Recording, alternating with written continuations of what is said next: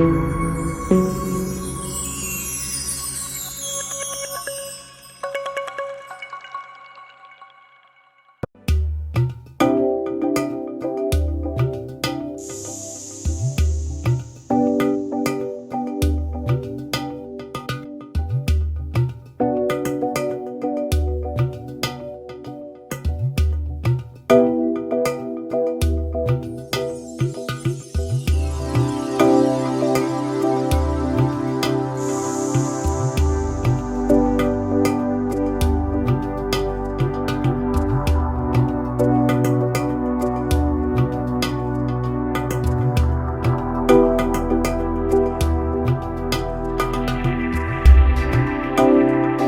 الله الرحمن الرحيم. هنا تعاوننا في لحية الصحراء لتربية النحل.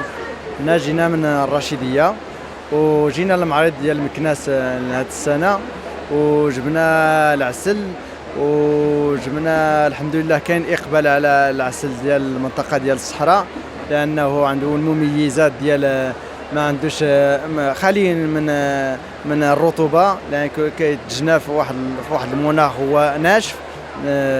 وجبنا هذا العام عسل الجرجيل اللي شي 9 سنين ولا 10 سنين هذه باش ما عمرنا جبناه، لان تحت الشتاء هذا العام كاين الوفره الحمد لله.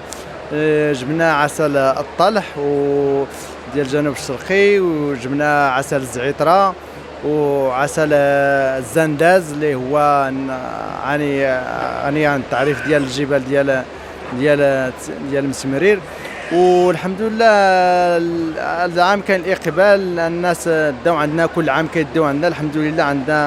عندها واحد السمعه جيده ديال العسل، وان شاء الله هذا العام ان شاء الله الحمد لله يكون احسن نسخه ان شاء الله.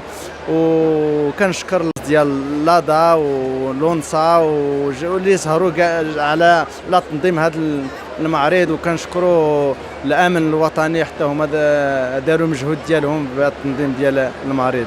وشكرا. لا تنسوا الاعجاب بالفيديو والاشتراك بالقناه. اضغطوا على الزر سبسكرايب، المرجو تفعيل الجرس ليصلكم كل جديد. المواطنة نيوز، صوت المواطن.